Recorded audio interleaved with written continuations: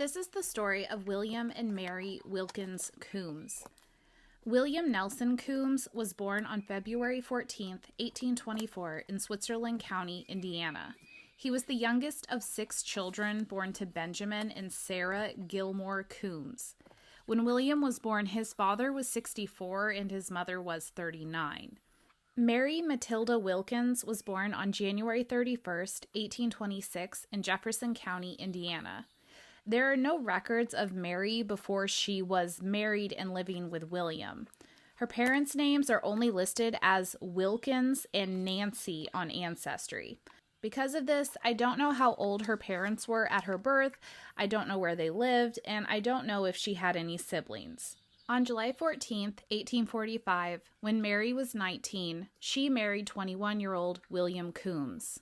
Mary and William raised their family in Switzerland and Spencer County, Indiana. William worked as a farmer and Mary worked as a housewife.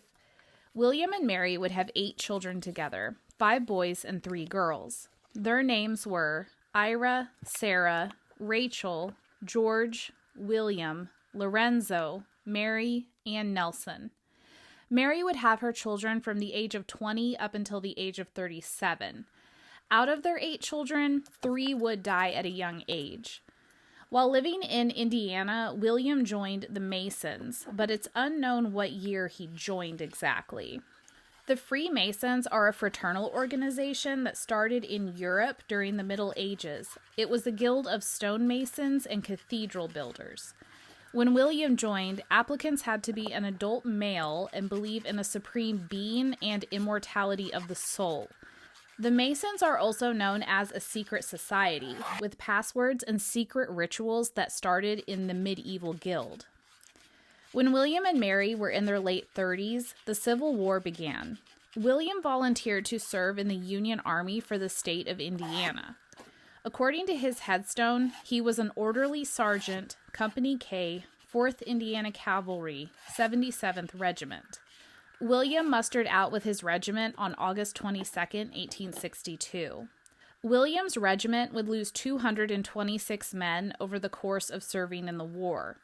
Out of the 226 men that were lost, 198 of them died from diseases. Pneumonia, typhoid fever, dysentery, and malaria were the predominant killing diseases during the Civil War. Towards the end of the war, William and Mary lost their daughter and son that were both named after them. William Oliver passed away first on March 21, 1865, at the age of 8. Their daughter passed away exactly 2 weeks later. Mary Ida passed away on April 4, 1865, at the age of 4. Both of the children are buried in Beasley Cemetery in Spencer County, Indiana. I don't know what their cause of death was, but some sort of disease would be an obvious guess since they died so closely together. Later in life, William and Mary's oldest son, Ira, would start a family of his own. Ira would name 2 of his children, William Oliver and Mary Ida, after his brother and sister that passed away. In 1870, William and Mary were still living in Spencer County, Indiana. Sometime after this, they moved to Ozark County, Missouri, where they would live the rest of their lives. In 1879, they lost their youngest son, Nelson. Nelson died in 1879 at the age of 16, and I wasn't able to find a death certificate for him. Mary passed away first on October 20th, 1888, at the age of 62. When she died, they had been married for 43 years. William would follow her only 1 month later. William passed away on November 25th, 1888, at the age of 64. I wasn't able to find a death certificate for William or Mary.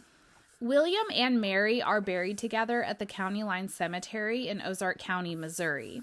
Unfortunately, Ira's son, William Oliver, also didn't live a long life. William Oliver died 5 years after William and Mary in 1893 at the age of 24, and he is buried next to his grandparents. I also couldn't find his death certificate, and I unfortunately wasn't able to clean his stone because it has broken in half and fallen over. Another family connection in the cemetery that I found with the Coombes is to Elizabeth Tabor Cullen. Mary and William's son George married Elizabeth Cullen's daughter, Mary. Elizabeth isn't buried near them, and her stone, unfortunately, has also fallen over, so I wasn't able to clean it. Mary and William have mother and father carved at the top of their stone.